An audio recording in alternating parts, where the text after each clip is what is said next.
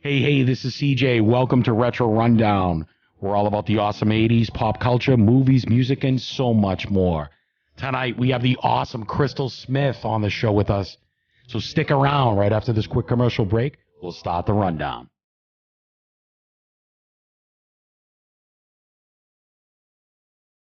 This is Ricky Bittman, host of Ricky Bittman's Jukebox Podcast. I want to thank all my fans for making my podcast one of the top podcasts in the country. From the bottom of my heart and the bottom of my co-host Galen Santopadre's heart, thank you, thank you, thank you. Up, up, and away, hey!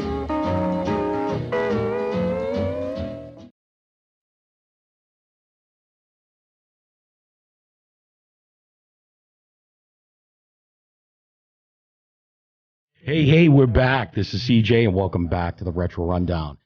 Tonight, we have a very special guest I want to welcome for the first time on the show as we broadcast from the 18th floor in downtown Boston from the Podcast Penthouse at Restani Studios. The awesome Crystal Smith is here with us tonight. Hey, Crystal, how's it going? Doing well. Thanks for having me, CJ. Yeah, I had a little bit of a heart attack earlier. I have to confess because, for those listening out there, me and Crystal had a conversation prior to the show, and both of us had storms going at the same time on the East Coast, and I had power knocked out for a little bit. I know Crystal lost her internet, so we're just glad everything got restored so that we could have you on tonight. We were both freaking out. We were. So those listening tonight, as I mentioned when we first came on the air, Crystal is the host of her own video podcast right here on YouTube and the audio podcast on Apple and on Spotify, the Game Junky Show. She just wrapped up season 2 and is looking to come back probably and get back on the air with that. Crystal, you want to tell us a little bit about that? Yeah, it's really kind of a community show. It's super organic, so early episodes will just spawn from, hey, this is a really cool topic that we're talking about, let's do a show about it. And it's essentially a platform where whoever wants to come on can come on. It's a safe place for people to share their opinions and learn from one another, and it's just kind of a community building show, really. And that's fantastic because social media can be really toxic, as we both know in the communities, video gaming community especially. And so that's really good. Now, you are an icon in the video gaming realm. Well, flattery will get you everywhere. Thank you, CJ. What have you been playing lately? Oh, a lot. There's been a lot of great games. Yeah, I've been playing The Outer Worlds. Nice. I played. God, what else? What have I played recently? Oh, geez. Okay. I'm gonna gush a little bit. My nephew, I've been trying to get him into video games. He's 6 and he's now playing games like on his own by himself, and I'm like super proud. So we've been playing like Paw Patrol and just cutesy little games like that together. Bug Snack, stuff like that. Well, that's good. You're breaking them in early. Well, not as early as me, but yeah, I'm trying to get him there. I'm trying to get him there. My show primarily focus on the 80s because it's often remembered for its explosion of blockbuster films and great TV shows. I mean, back when TV shows actually had an introduction song, and the birth of home video gaming, cable TV, the VCR, Blockbuster. But you are a child of the 90s. Mm-hmm. Yeah. So. Yeah. And things are just not the same anymore. We were talking about that, huh? Things have changed an awful lot, not only in video gaming and on TV, but just in general. You miss those days? I do. A lot. I do a lot. It's different. I don't want to be those people that says everything is better then, because it's different. Right. And I appreciate technology. Like, I appreciate some of the advancements and some of the conveniences. Sure. But it's just shocking how different the generations are because of the change in technologies and the change of like how we grew up and how we got our information, and it's just kind of wild to see it. It is. I mean, I embrace technology too, but it's stale for me. I mean, even I tell my kids all the time, everything's instantaneous with them. Rewind TV and, stuff like that. They're amazed when I tell them that I had to actually adjust an antenna on the top of my TV when I was a kid to get all but 3 channels to come in clearly. It's like it being in the car, right? When you wanted to listen to the radio, you had the analog and you had to find the little tiny. Right. AM and FM. I don't even think these radios now in the car have AM radio. Probably not. It was a really different. There's just something. There's like this tangible aspect. Yeah. That's being diluted, and that's one of the things that I miss the most. Is like a Friday night in a Blockbuster when new movies release. Now you're talking. Touching the covers and reading what it's about and right. like picking them out, and there's just something. Oh, I miss those days. Oh, yeah. I miss it. You still have your Blockbuster card? I do. No, I probably tossed it. Oh, you're breaking my heart. Oh. I'm sorry. You know what else I miss? What? Radio Shack. Radio Shack, yes. I mean, how great was that? I mean, for all your electronic needs in one store, batteries, AV plugs. Radio Shack was awesome. I actually worked at Radio Shack for years. Did you? Yeah, I was like 18 years old, like only a handful of months out of high school. Worked for. It was actually a great company to work for. Like they were really good to you, and it was so much fun. Like people would come in and bring these, electronic blueprints, and we would just grab right off the shelf. Oh, you need these capacitors, right. And we would I'd pull out the soldering kit, and we'd just hang out and shoot the shit and solder. It's just like there's just something so special about that, and we just don't. Retail space is just like transitioning from brick and mortar to online, and you lose. Oh yeah, those interpersonal experiences. All those great brick and mortar stores are gone. I mean, some of the first 2 jobs that I had in my early teen years were Blockbuster Video and Strawberries Records and Tapes. If you can believe. I worked at Blockbuster too. It was the best job ever. And you got free rentals as an employee. It was awesome. Yeah. I miss record stores. I would go into right. the Painted Puppy record store in Tampa. Okay. Every Friday after work, and I just take my own headphones, and just for hours I'd listen to records before I bought them. Yeah, right. We did the same thing. We had Tower Records in Boston, Strawberries Records and Tapes, and you could sample the music at both of those stores when back in the day. And LPs were very alive. I mean, I used to go in there with my Walkman and just peruse because I couldn't afford the CDs that were too expensive back then. They had just first come out, and I would just love to just look at the cassette wall and buy a few of those. And I don't even think kids know what a Walkman is anymore. Probably not. And no. I'm just imagining how bulky they are. Remember how damn big it is? And it was like you couldn't get it in a pocket. And yeah. It was like you'd clip it on your denim jacket, and it would be like cockeyed from the weight. Right. And you break out the pencil to rewind your tape if it got eaten. Oh, absolutely. Oh man, I'm telling you, those were that was the best of times. I wish I could just rewind time and go back, especially for the movies. And for the music, I mean, I was a product of my environment back then, and when I was first a kid, breaking into my own, I used to frequent the cinema a lot, and my father, who was a retired cop, did a detail down there for extra money, and the guy who ran Showcase Cinemas in Lawrence, a small city north of Boston, used to give him passes by the truckload, and I would give them to all the kids in the neighborhood. He would sign his initials in the corner of the pass, and we would go see all the movies. And I just recently brought my daughter to the movies to see a movie. There was nobody there. I couldn't believe it. Nobody. Yeah, I think COVID kind of started, or not started, but like it helped advance. Yep. Like streaming replacement of like I feel like things like movie theaters really started to struggle around that COVID time when people started relying more on stuff at home, and then they got used to the convenience. Like, oh, this is cool. Right. No, I get it. of course, because like you just said, COVID definitely had an impact on everything. Everything is streaming now. There are no more brick and mortar stores where you can go get great toys or video games. Record stores are all but gone. Movies now, they break in the cinema and they're available for streaming 2 weeks later. Everything is...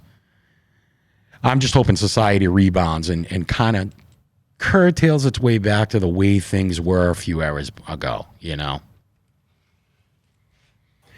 So we're gonna change gears here a little bit, and we're gonna talk movies. I understand you're a huge Mel Brooks fan. Not huge, but I think Mel Brooks is freaking hilarious. Oh, for sure. What's your favorite Mel Brooks movie? Favorite Mel Brooks film? Yeah. I have to say Spaceballs. It has to be Spaceballs. Absolutely. I mean, he had tons of great films, but Spaceballs for me was the best. Robin Hood Men in Tights was him too, yeah? Yeah, he did that. Oh, such good, so funny. Yeah, they don't make movies like that anymore. What's your favorite 90s movie since you're a child of the 90s? The Matrix. Matrix. It barely made the 90s, but it's technically 90s. No, it counts. It counts. I mean, if you ask me, I have a list of about 10 movies long from the 80s. I'd have to say, the Indiana Jones films, Ghostbusters, Star Wars. You're a Star Wars fan. Back to the Future. Star Wars fans. All of those are bangers, CJ. Yep. Bangers. Now, you're a huge Star Wars fan. Are you looking forward to the new series that's coming up? I think it's coming up next week on Disney Plus, Ahsoka. I'm going to be honest with you. I started to get a burnout. I got Disney Plus and got really excited because I'm like, oh, it's going to be everything Marvel and Star Wars all the time. And now there's so much content. I'm a little, does that make sense? Or I'm a little bit like, okay, this is, so I'm consuming it much slower. No, absolutely. I mean, I embrace some of the content that's on Disney Plus. I mean, like I said, I'm a child of the 80s. So, I'm spoiled by the works of George Lucas, and anything after the original trilogy for me, I take with a grain of salt. Mandalorian I loved. Andor not so much. It was very dry. I understand a lot of people out there really loved it. They embraced it. They thought it was very cerebral. For me, not enough action. But I'm looking forward to Ahsoka. I am too. And The Mandalorian is wonderful. Oh, it's the best. I mean, I think it offered the best content, other than last season, one episode when they had two guest stars, and I won't give them any airtime on who they were. Jack Black, I'm looking at you, but I can forgive that because I just won't watch that one episode on rerun. Yeah, I don't actually mind I've enjoyed all of the movies. I mean, I've for the most part I've enjoyed the Disney content. Like I don't have major issues with their spin on anything at all. I just enjoy it for what it is. Right. What was the first video game system you ever owned? An Atari 2600. Now you're talking. I was 1985. I was 4 when I started playing video games. Yeah, wow. My uncle had given me, no idea. They didn't know I was going to pick it up and run with it quick. Right. Just brought it over, and the adults were playing something, and they were like, and I picked up Joust and ended up at. Nice. I've just been playing video games ever since. You still have your Atari? No. No, long gone? It stopped working, and I just didn't. Oh, you'll have to replace it. In hindsight, I should have kept it and tried to fix it. And I'm going to take a moment to invite my producer, TC Restani, into the booth so that we can talk with Crystal some more. Unbelievable. Thank you for inviting me on the program once again, CJ. Crystal, nice to meet you face-to-face over Discord. yeah, nice to meet you. Unbelievable. I was listening up in the producer's booth. You guys were talking about something which is kind of fascinating. You were born in 1981. That would make me 10 years old. And, when I think about pop culture, I think everything in the 1980s, just like CJ. CJ and I are roughly the same age, and that's why we get along so well, because we lived the greatest decade of all time from 1980 to the last second of 1989. But growing up in the 1980s, the 90s was your 80s. So when you look back on it now as an adult, what made the 80s and the 90s different from each other in your point of view? You mean what differentiated the 80s from the 90s, or in pop culture ways, coming from a person who was born in the 80s but experienced the 90s, just like CJ and I were born in the 70s and experienced the 80s? It's a hard question to answer. I know in the 80s, remember a lot of changes in the music scene. Like, I remember TV was nothing but like rural music videos on repeat time, and then at some point it changed, and then they had all these hosts and all these shows. So I just feel, I don't know how to articulate the differences, but see, that's where it was kind of changing. MTV was still strong, I thought. MTV, well, for me, MTV began in 81. Right. And then by 87, they started bringing in different things other than the music videos. Right. It kind of shied me away from it. It's like, your music television. I don't need to have it about a game show about a guy who has a remote control in his basement or whatever. Right. It was a pop culture show.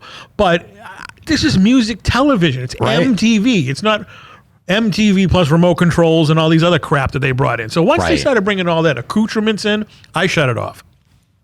That's what I remember, is like that cultural shift of that thing from all music all the time to a better variety of pop culture entertainment, Right. not directly music related. So yeah, I remember that, and I remember like the hairband influence. Everybody had to, oh my God, the hairspray, the Aquanet cans that we went through. Hey, the 80s had big hair, too. You've never been... Say, yeah. CJ will get this reference. You've never been to Revere, Mass, have you? Revere. Yeah. Okay. I got nothing. Okay, I'm gonna explain it to you. In the 1980s, every girl that came from Revere, Massachusetts, looked like Fran Drescher on The Nanny. Heavy makeup, hoop earrings, and big hair. So that's why there's an ozone layer. And they were missing. hot.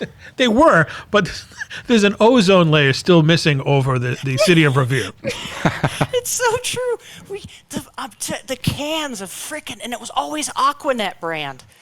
I don't know if that shit was on sale at the or what it was, but Yeah. I remember one time my mom had her hair like, and it was the fad. It's whatever.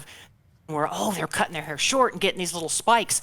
A wasp impaled itself on her frickin' spike in her hair, like Vlad the Impaler. It stabbed the thoracic cavity of this frickin' bug and killed it. You know what I remember from the 90s? Z Cavaricci jeans on the girls. Do you remember those? No, You don't? I don't. Do you remember those, Crystal? Yeah, I think so. Were they kind of like acid washed, and they were? They were. They rode kind of high on their They were kind of midriff. high, like the waist came kind of Right. up to the belly button. Yes. Okay, is that what Yeah. Jesse wore on Saved by the Bell? Yes. Okay, Yes. okay. Oh, Yes. God, Saved by the Bell. I didn't know what they were called. We all dressed like that. That was like the bright, crazy colors. Where Great like you show. looked like you look like you rolled out of a Lisa Frank folder. We all dressed like that. I didn't. Yes, I you did. I totally did. Do you guys remember Hypercolor in the 90s, the Hypercolor t-shirts? Yeah, were those like the pastel color neon shirts? Kind of, but they were they changed color. Like you had in the sun. They didn't quite look tie-dye. If it was a colder day and you put your handprint on it and then pulled it away, the handprint on the shirt would change. I think I Different remember. set of I colors. think I remember that. Wasn't that what happened with Marty McFly Jr.'s hat in Back to the Future 2? I think so. I think so. Okay, so that's probably that was made in 1989, so probably they used the technology of the time to make. I want that hat. I love that hat. I can get you one. That hat and a pair of those high top shoes. Oh, high tops. High tops. I miss high tops. High tops were the High game. tops everywhere. Jelly Shoes. There was Jelly Shoes in '90s. Yeah, Jelly Shoes had to be a '90s thing. Now, what's that? Is those like Crocs? No, they're these. Oh God, they're hideous, CJ. They're like clear see-through shoes. They're like I don't know what the hell they're made of. Wow. But they were. I don't remember those. They were awful. That's probably I think it's fortunate if you don't remember them. Well, you know what, Crystal? We asked, and TC, I'm going to just jump in here for a real quick second and just tell you, we asked some of our Twitter listeners what the top 3 most overplayed songs of the 1980s were. You want to take a stab, Crystal, on what you think they may be? Overplayed in the 80s? Overplayed, yeah. Now, the most played song on Amazon as of current was Don't Stop Believing by Journey, but there were 3 top songs of the 80s that were so overplayed.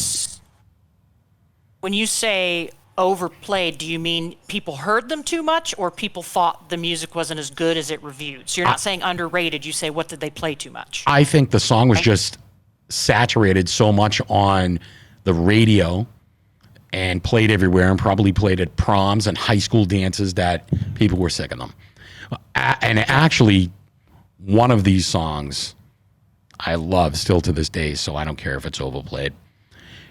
You want me to tell you? I want to take some guesses here. All right, go ahead. All of these songs I actually like, but in my head, I'm thinking about what was playing all the time in the 80s. I feel like Celebration by Kool and the Gang was like everywhere all the time. I still hear it a lot now. I would say maybe that would be not a top 3 song. Good. Oh, bastards. I love that song. It's so good. Possibly, I think, is it Culture Club? The Karma Chameleon? The song by, is it Culture Club? No, but I do remember that song being played so much. I was never a Culture Club fan per se. That song was played a lot. Number 3 was Everybody Wants to Rule the World by Tears for Fears. Tears for Fears. Oh, my God, yeah. Which I love that song. That was What a my good banner song, song in high school. Number 2, Every Breath You Take by The Police. But the Police, yeah, that is. And the number 1 most overplayed song of the 80s was Take On Me from Aha. Aha. And The Last of Us 2 made that song take off again. It did. Did you like that series? Oh, I loved it. Yeah. Really good. It's Love that song. I still listen to that song. You do? Absolutely. I love that song. I have songs probably as far back as the 50s. Now, being that you were a child of the 90s, Crystal, Nickelodeon must have been a big thing in your household, right? Yeah, Nickelodeon was huge. I don't feel like I kind of caught the earlier end of Nickelodeon. Now, in the 80s, the big show on Nickelodeon was You Can't Do That on Television. Yes. But my favorite show, well, before I give you my favorite show, do you know what the significance of You Can't Do That on Television and the future of Nickelodeon is? No. Wow, I don't even know that. The green slime was introduced on You Can't Do That on Television. Before Mark, what's his name? Before Summers? Mark Summers did Double Dare. Really? The green slime, if you said something, I think the catchword was, I don't know. And if that happened, you got green slime. I do remember that. On the show. So that show established Nickelodeon for the green slime. That's where it came from.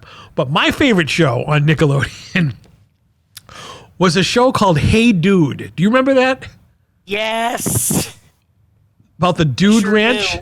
Hey Dude? You don't remember Hey Dude? No. Hey Dude. I liked that show. Hey Dude was there was 2 shows that was similar on Nickelodeon at the time. There was Hey Dude and Salute Your Shorts. It was about kids. Well, the first Hey Dude took place on a dude ranch in I believe it was Tucson, Arizona, and it was just these mischief adventures of these kids at the dude ranch. But the claim to fame was the girl who played Melody on Hey Dude. Christine Taylor went on to play Marcia Brady in the Brady Bunch movies, and she is now married to Ben Stiller. Stop it. Right. And they actually host a show now, a podcast. The girl from Hey Dude, Christine Taylor, and the other kid, David Lasher, who played Ted on the show. It's called Hey Dude, the 90s Called. And they do it's an all 90s podcast, and it's everywhere. But yeah, I used to watch Hey Dude. Don't ask. I was already graduated from high school, and I was in between careers at the time, so I watched a lot of television. Nice. And Now, all fairness, Christine Taylor, I had a crush on her, so that was the reason why I watched. That's okay. still gorgeous. Oh, she's an age a day. I forgot that they did like the Brady Bunch movies. Right. Because it was Marlene McCormick was Marsha Brady in the show. Mm-hmm. I forgot about the movies. Yeah, she was a perfect Marsha. She was. Oh, yeah, I always thought she was hot. Well, you weren't wrong. Those were like peak Nickelodeon days. They had some like teenage weekend, like, oh my God, Keenan and Kel show that got them really popular, and Amanda Bynes before she went crazy. Oh, that poor girl. She's Yeah. Now you guys were talking about Star Wars earlier, and CJ and I are big fans of the actress Daisy Ridley. And after the first Star Wars movie, she was in The Force Awakens. She was on social media, and then the people were just shitting on her constantly because, oh, you're a Mary Jane and you ruined the movie. And she went off social media up until earlier this year. In my opinion, that girl made those movies. Absolutely. She was the star. Love her character. She was fantastic. Love Rey. Now, what the hell is a Mary Jane, a Sue, what? I don't know what it is because when I grew up, Mary Jane was marijuana. Yes, or the little candies. Okay, yep. So I have no idea what that means. I honestly don't know what Mary Jane means, but it's, in the Twitter world, I guess it means something. Right. I wonder if it means, I've heard this argument with like other female like lead characters. I think I've heard people refer to Aloy from Horizon in the same way. I'm wondering if it means like a character is too like balanced. Well, They're good at something and there's no explanation or reason for why they're good at it. Elaborate a little bit. I mean, you're a woman. How would you feel? I mean, what are your thoughts on that, Crystal? My thoughts on what thing exactly? What you just said.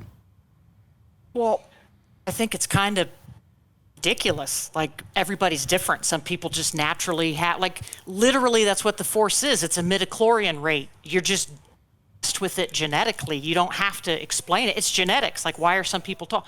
LeBron James so tall? Genetics. It's just, I don't know. It's just a weird argument for me. Like, oh, you're good at something. See, I love strong female characters, and I know TC does too. Especially Rey. Yes. Well, I loved Rey.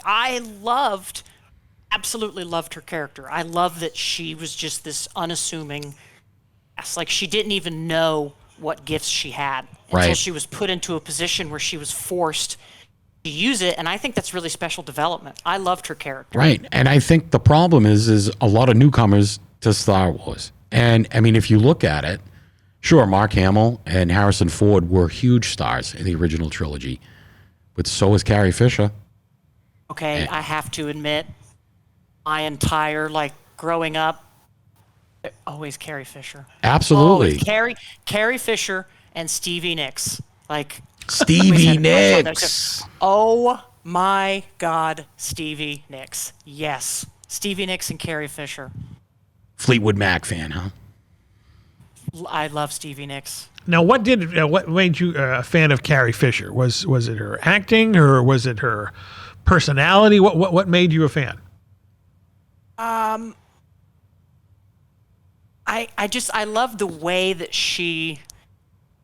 I loved her acting. I loved her as character. I just loved Leia, and there's such a stereotype for women characters, and we're definitely, we're breaking molds, right? We're content is being more diverse now than ever. Even back in those days, we didn't see as much diversity, and she wasn't like this damsel in distress. She ended up being a strong woman that could take care of herself. A lot of content has, made these women this is what I never liked about Disney growing up is I'm like, why does every princess need a prince to save her? Right.